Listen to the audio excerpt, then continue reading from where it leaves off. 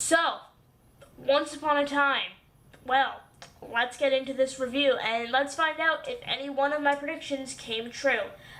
So stay tuned and watch the entire video for that. But anyway, last night's episode, if I could sum it up, it'd be wow. Okay? Like, I have no other words to describe the amazing acting by all the cast. The storyline was amazing. There was a few points where I was like, really, how is that even possible? Which I'll get into in a second. And just the overall feel of, knowing that Once Upon a Time is coming to an end, knowing that we're going to have to say goodbye to these characters pretty soon. Oh my gosh, I'm actually going to start crying. Anyway, no.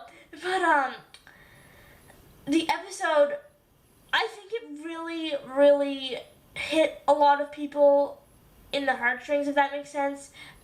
Because if you were like me, you've been watching Once Upon a Time. This show came out when I was 9, okay?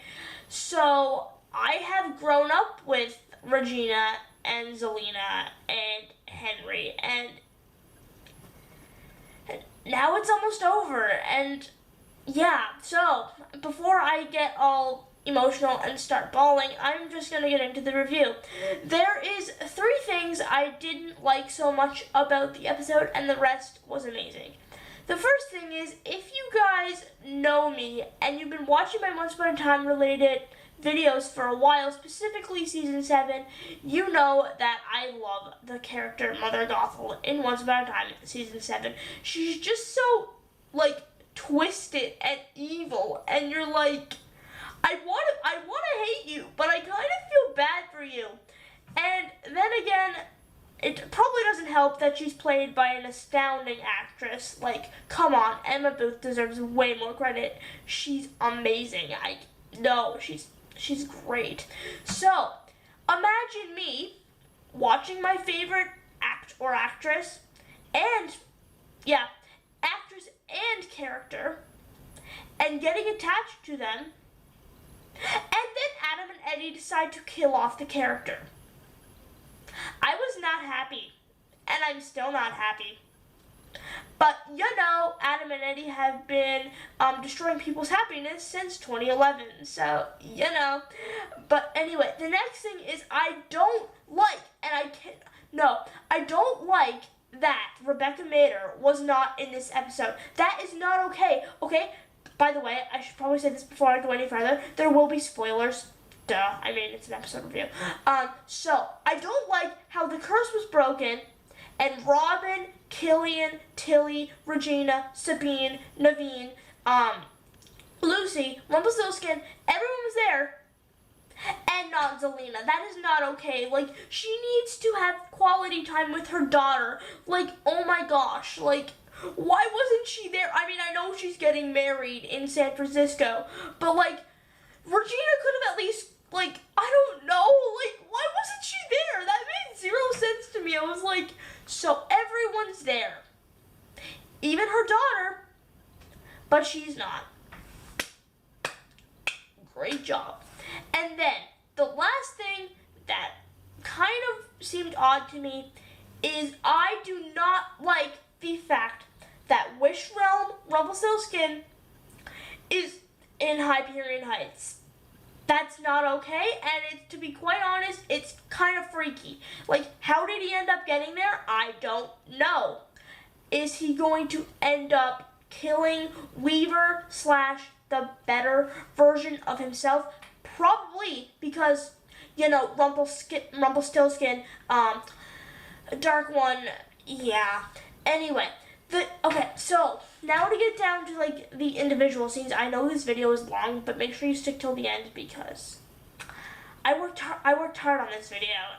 So, the first thing that absolutely I died when I saw it was the acting between Allison Fernandez and Lana Parrilla. I've said this many times, and I will say it many times in the future, I am sure. I love Lana Parrilla's acting, okay? She is astounding. Her acting never ceased to amaze me.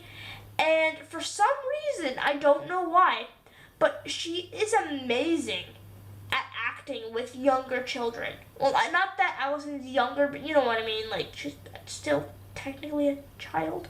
But no, Lana's acting with Jared and with Allison in this episode, I was like, oh my gosh. Like, oh my gosh. Like, that's actually so cute. I was like, Regina, like, she's, wow.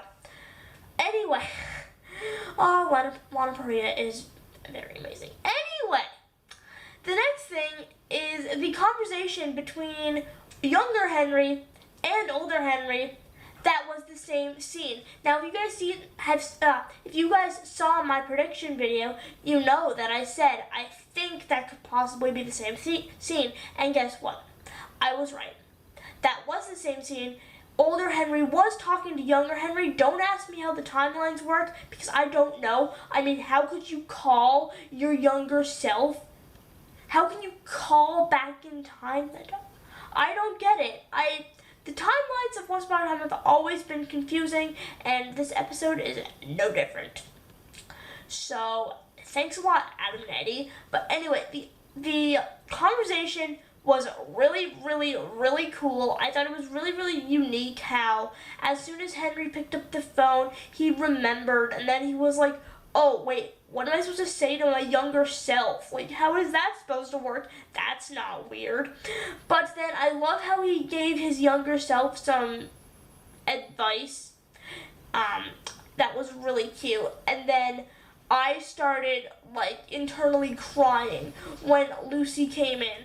And she was like, Henry? And then Henry turned around and he was like, not Henry, Lucy, it's Dad. I was like, oh my gosh, like, I've been waiting for this moment for, like, ever, and it's finally here, and I'm not okay. But, like, yeah. So last night's episode was very, very, very emotional, and, yeah.